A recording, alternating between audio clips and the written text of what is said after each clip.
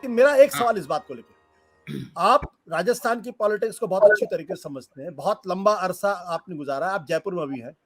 क्या आपको लगता है कि सचिन पायलट आज की तारीख में अपने बल पे कांग्रेस को चुनाव जिता सकते हैं? नहीं, एक शब्द में कहूंगा नहीं, और एक शब्द में कहूंगा अशोक गहलोत भी नहीं जिता सकते।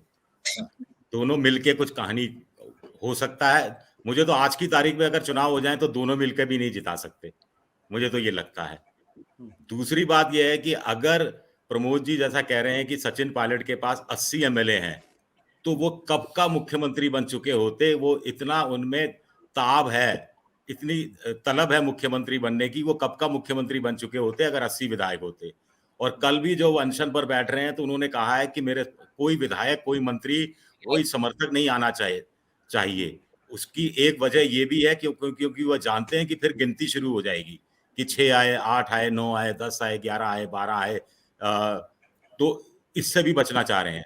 और एक जो प्रमोद जी कह रहे हैं कि साहब राहुल गांधी ने वादा किया था, अरे भाई राहुल गांधी ने वादा किया था तो अशोक गहलोत के पीछे लट लेकर क्यों पड़े हो? राहुल गांधी के पीछे लट लेकर पड़ो। और जब मानेसर की बगावत के बाद प्रियंका गांधी से राहुल ये मिले थे सचिन पायलट, जिसका खुलासा उन्होंने कल प्रेस कॉन्फ्रेंस में किया, तब उन्होंने प्रियंका गांधी से कहा कि ये वसुंधरा राजे सिंधिया के मामलों की जांच होनी चाहिए, क्यों रही, उन्होंने कदम क्यों नहीं उठाया? ये भी अपने आप में एक सवाल उठता है। और जहां तक मेरे सूत्र कहते हैं कि जो सचिन पायलट अभी टटोल रहे हैं जो चीजें, उसमें उनको सबसे ज्यादा मुफीद आम आदमी पार्टी लग रही है, क्योंकि आम आदमी पार्टी सीधे सीधे उनके लिए वादा कर रही है कि आपको मुख्यमंत्री का चेहरा बनाया जाएगा, मुख्यमंत्री के रूप में प्रोजेक्ट किया जाएगा। और सचिन पायलट खुद कहते रहे हैं कि मेरे पास पैसा धेली है नहीं संगठन खड़ा करने के लिए, तो सारा लॉजिस्टिक सपोर्ट और पैसा वैसा सब अरविंद केजरीवाल लगा ही देंगे। तो ये कहानी अभी पर्दे के पीछे इस तरह की बातें कुल मिलाकर सामने आ रही हैं। विजय जी, क्या सचिन पायलट पार्टी छोड़ सकते हैं? मैंने आपसे पहले भी कहा कि सचिन पायलट के सूत्रों के करीबी लोगों का कहना है कि वो अपनी तरफ से नहीं छोड़ेंगे, क्योंकि अपनी तरफ से कोई भी गलत काम वो नहीं कर रहे। वो भ्रष्टाचार की मामलों की जांच की बात कर रहे हैं, उसमें कुछ भी गलत नहीं है। यही काम राहुल गांधी भी कर रहे हैं, और वो टटोल रहे हैं, प्रेशराइज करने की भी कोशिश कर रहे हैं। अब आला कमान को क्यों नहीं प्रेशराइज किया जाए?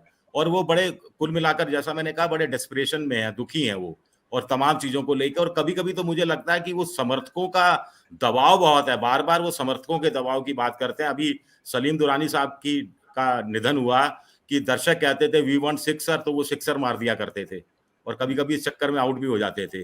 तो ये भी सचिन पायलट भी राजनीति के क्या सलीम दुरानी बन गए हैं कि समर्थक कहते हैं कि नहीं नहीं साहब कब तक खामोश रहोगे, अब तो मतलब तंबू उखाड़ देना है।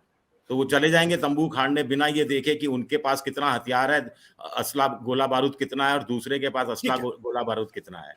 बिल्कुल। अनिल जी, क्या ये सचिन पायलट का जो उपवास है वो अशोक गहलोत के खिलाफ कम और राहुल गांधी, प्रियंका गांधी और गांधी परिवार के खिलाफ ज्यादा है? क्या आपको ऐसा लगता है कि वायदे तो उन्होंने किए, तो भाई जो बात विजय जी कह रहे हैं उसमें दम है कि अगर आपको लठ चलानी है तो आप अशोक गहलोत पे क्यों चला रहे हो? जिन्होंने वायदा किया आप उन पर लठ बजाओ, उनके घर के सामने जाके बैठो, उनको एक्सपोज करो कि भाई राहुल गांधी ने मुझसे वायदा किया था, राहुल गांधी ने मेरे साथ वादा फरोमोशी की है और मुझे तुमसे जवाब चाहिए। मेरी अशोक गहलोत से कोई दुश्मनी नहीं है। ये क्यों नहीं कहते? मेरा आशुतोष जी, आपने बहुत अच्छा पॉइंट उठाया। आचार्य जी के साथ में एक बार और डिबेट में था, मैंने उस टाइम एक क्वेश्चन पूछा था कि जब वायदा आपसे करा था कांग्रेस लीडरशिप ने, तो आप मानेसर क्यों गए? आप एआईसीसी जाके क्यों नहीं बैठे धरने पे?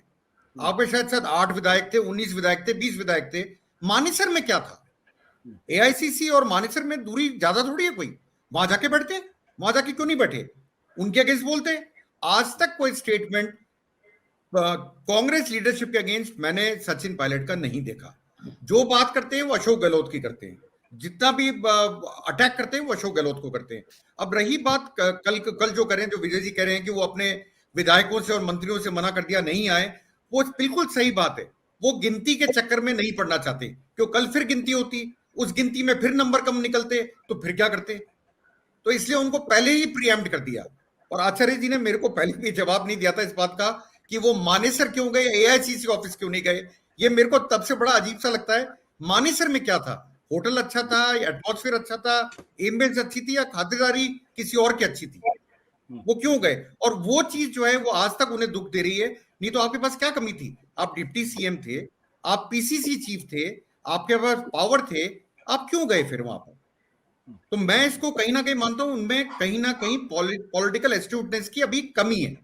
और कल भी जो वो कर रहे हैं, आप कह रहे हैं राहुल गांधी या प्रियंका गांधी के अगेंस्ट कर रहे हैं, मुझे नहीं लगता। वो कल भी जो है वो भी अशोक गहलोत का ही है, वो अभी भी अशोक गहलोत को टारगेट कर रहे हैं। सत्य हिंदी का ऐप डाउनलोड करें गूगल प्ले स्टोर पर।